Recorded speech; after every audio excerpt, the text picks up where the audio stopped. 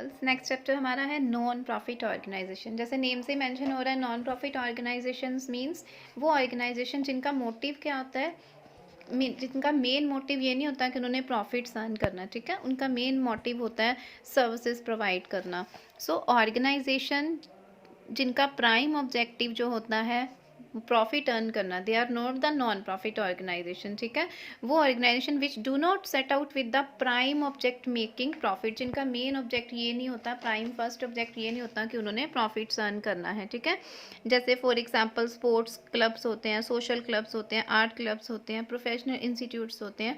तो इनका main motive ये नहीं होता कि उन्होंने प्रॉफिट्स अर्न करना है। तो इनको हम पब्लिक लाइब्रेरीज होती हैं, ये लोगों को सर्विसेज प्रोवाइड करते हैं, हेल्प देते हैं, तो इनको हम बोलते हैं नॉन प्रॉफिट ऑर्गेनाइजेशन, ठीक है।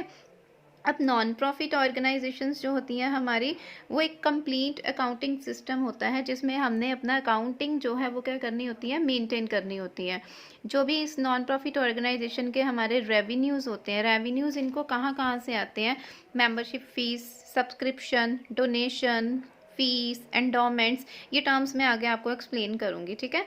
कि जैसे अगर आप इस सोसाइटी का, जैसे क्लब बने होते हैं ना, लॉयंस क्लब है या अदर कोई क्लब्स बने होते हैं, तो उन क्लब्स के मेंबर अपनी फ़ी पे करते हैं, सब्सक्रिप्शन देते हैं, तो वहाँ से इनको इनकम का सोर्सेज होता है। और एक्सपेंडिचर इनके कहाँ पर इनकर होते हैं, इन्होंने कोई बिल्डिंग में इन्वेस्टमेंट किया है, कोई बिल्डिंग परचेज़ की है, जो भी मेंबर्स हैं उनको फैसिलिटीज़ दी हैं, तो ये उनके क्या होते हैं, एक्सपेंडिचर्स होते हैं।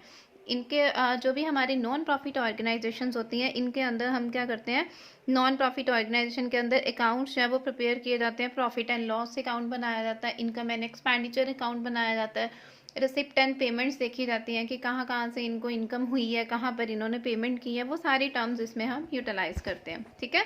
फीचर्स हमारे नॉन प्रॉफिट ऑर्गेनाइजेशन के क्या आते हैं, एक तो सोशल ऑर्गेनाइजेशन है, इनका मेन मोटिव प्रॉफिट अर्न करना नहीं होता, सोसाइटी के गोल, सोसाइटी को हेल्प करना, जैसे पुअर्स होते हैं उनको हेल्प करना, जो नीडी स्टूडेंट्स हैं उनको एजुकेशन प्रोवाइड करना। सर्विस मोटिव, इनका मेन मोटिव क्या होता है कि जो भी मेंबर्स हैं उनको सर्विसेज, सोसाइटी को सर्विसेज प्रोवाइड करना।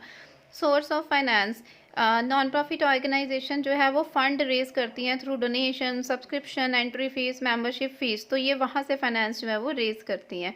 नो प्रॉफिट अर्निंग ऑब्जेक्टिव, इनका मेन मोटिव क्या होता है, लोगों में उनको हेल्प करना, ठीक है, ना कि इनका एम होता है कि प्रॉफिट अर्न करना। नो डाउट प्रॉफिट्स भी वो अर्न करते हैं, लेकिन इनका प्राइम मोटिव नहीं होता ये कि उन्होंने प्रॉफिट्स अर्न करने हैं। उसके अलावा ये अपने अकाउंट्स प्रिपेयर करते हैं, ठीक है, प्रॉफिट एंड लॉस अकाउंट भी बनाए जाते हैं इनमें।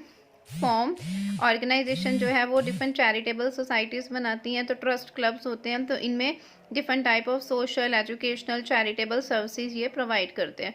फंडिंग, फंड कहाँ कहाँ से इनको मिलता है, डोनेशंस के थ्रू मिल सकता है, सब्सक्रिप्शन फीस, उनके थ्रू इनको फंड जो है वो मिल सकता है, ठीक है। इसमें